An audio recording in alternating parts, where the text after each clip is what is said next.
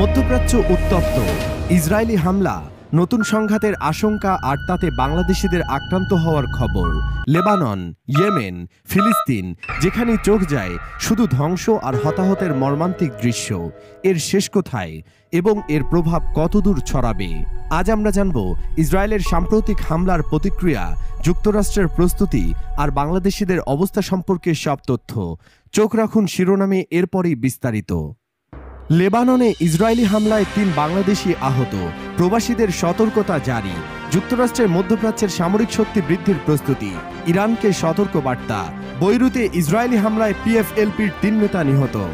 মধ্যপ্রাচ্যে চলমান উত্তেজনার মধ্যেই ইরানকে সতর্কবার্তা দিয়ে যুক্তরাষ্ট্রের সেনাবাহিনী জানিয়েছে তারা ওই অঞ্চলে তাদের বিমান সহায়তার সক্ষমতা বাড়াচ্ছে এবং সেনা মোতায়েনের জন্য আরও প্রস্তুতি নিচ্ছে।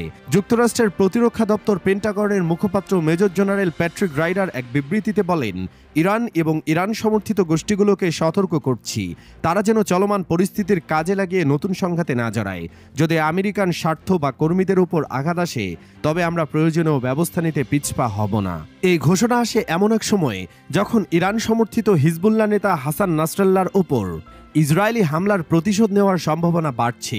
2 দিন আগে মার্কিন প্রেসিডেন্ট জো বাইডেন পেন্টাগনকে মধ্যপ্রাচ্যে মার্কিন বাহিনীর অবস্থান শক্তিশালী করার নির্দেশ দেন।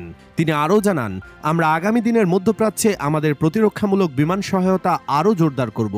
এদিকে ইসরায়েল হিজবুল্লাহর নেতা নাসরুল্লাহকে হত্যার পর লেবাননে নতুন করে হামলা চালিয়েছে। এই পরিস্থিতিতে হোয়াইট হাউসের জাতীয় নিরাপত্তা মুখপাত্র জন কির্বি বলেন, যুক্তরাষ্ট্র নজর রাখছে হিজবুল্লাহ নেতৃত্ব শূন্যতা পূরণের জন্য কী পদক্ষেপ নেয় এবং পরবর্তী পদক্ষেপ নিয়ে ইসরায়েলের সঙ্গে আলোচনা চালিয়ে যাচ্ছে। যদিও মার্কিন পররাষ্ট্র দপ্তর এখনও লেবানন থেকে তাদের নাগরিকদের সরে যাওয়ার নির্দেশ দেয়নি, তবে পেন্টাগন লেবাননের পরিস্থিতির জন্য সাইপ্রাসে অতিরিক্ত সেনা মোতায়েনের প্রস্তুতি নিয়েছে। যুক্তরাষ্ট্রের প্রতিরক্ষামন্ত্রী লয়েড অস্টিনও জানান, পরিস্থিতি যে কোনো সময় আরও অবনতি হলে অতিরিক্ত বাহিনী মোতায়েনের জন্য যুক্তরাষ্ট্র প্রস্তুত আছে।